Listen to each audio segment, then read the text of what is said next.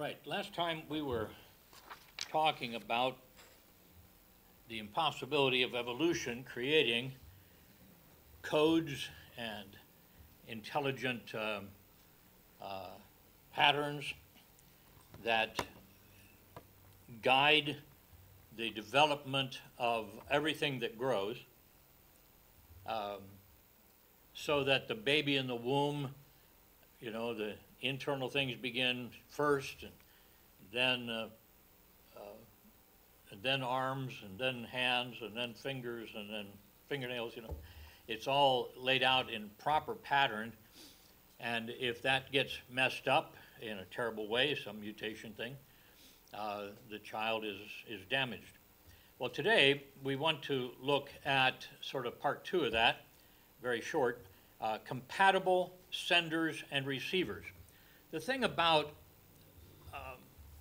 the information that's part of all living things is that there has to, for a code to be given, a program to run, there has to be a sender and a receiver that have to be compatible. They have to match. Electronically, you know, if the things aren't working together, then you can't, it doesn't read each other. So as we said last week, only intelligence creates codes, programs, and information. For time's sake, we're going to call it CPI. Each involves senders and receivers. Now, senders and receivers can be people, it can be animals, plants, organs, cells, or certain molecules. The DNA molecule is a prolific sender. And I was able to get real close and take a picture. This, of course, I think is a drawing, but it was a great discovery when they found out it was the double helix, the molecule. I mean, you see how accidentally this was put together. This looks like artistry. This is perfect craftsmanship, and that's the molecule, the DNA molecule, deoxyribonucleic acid. So the CPI, code programs information in a message, must be understandable and beneficial. When you stop to think about this whole theory of evolution, the idea is that there's a random change, and once in a while, once in a great while, that random change improves the being that was mutated.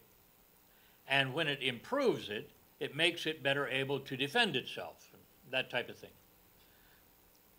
But it would have to be beneficial. It would have to be stronger, or see better, or have a sharper claw, or something, you know, something to enhance it. So it is with all of this codes and programs and information, all the CPI, you could have the greatest information, but if there's no receiver to pick it up, or if it picks it up and it doesn't do any good, the whole thing has to be scrapped. It dies away, dies out of the gene pool. So it has to be understandable and beneficial to both sender and receiver, or otherwise, the effort expended in transmitting and receiving messages, whether it's written, chemical, electrical, magnetic, visual, or auditory, will be wasted. And so the time wasted in an evolutionary concept is that it didn't accomplish any benefit. It didn't help either sender or giver. And so it shouldn't be continued in the evolution by their own theory, you see. So consider the astronomical number of links, message channels that exist between potential senders and receivers from the cellular level to complete organisms. So we have the DNA working in us today, but so it was at the very beginning. From bananas to bacteria to babies, all across all of time since life began. Think of how large a number of messages have been sent for life to continue. All, for any of that to work, all must have compatible understandings, the CPI, and the equipment, matter and energy.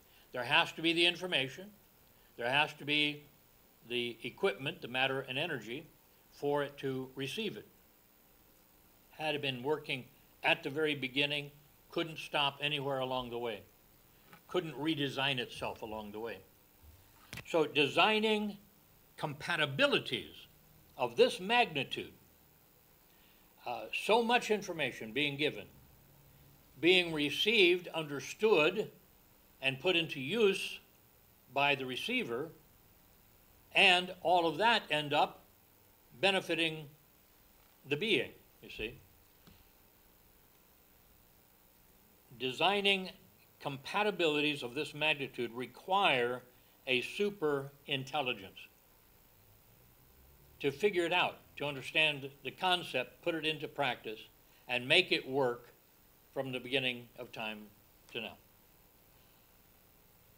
Requires a super intelligence who completely understands how matter and energy behave over time. You see, randomness does not have superintelligence. Randomness does not have any design at all.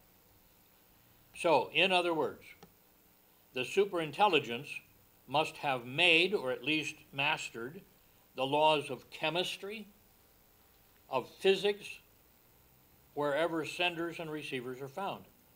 The simplest, most streamlined way to integrate all of life is to assume only one superintelligence.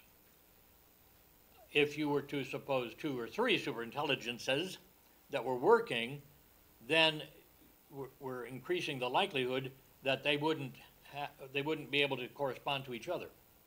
But we find this harmony of design throughout all of creation.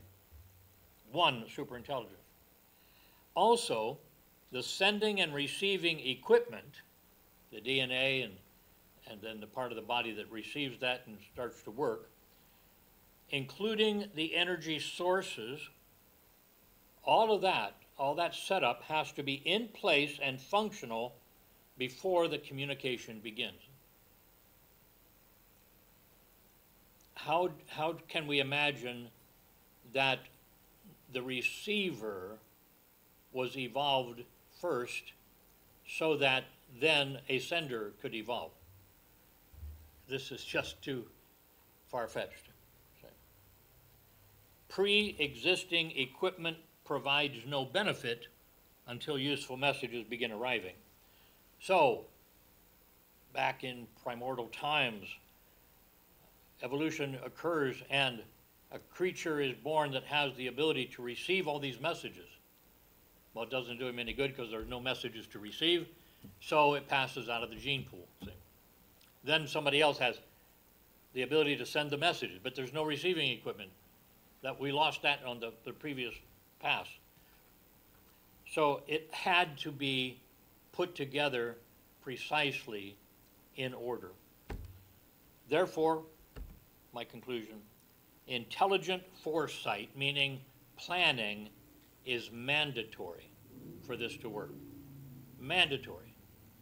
Something nature has no ability to do. So we ask, how in the world is this being accepted all over? See, it is only for the purpose of denying that God created. That's it.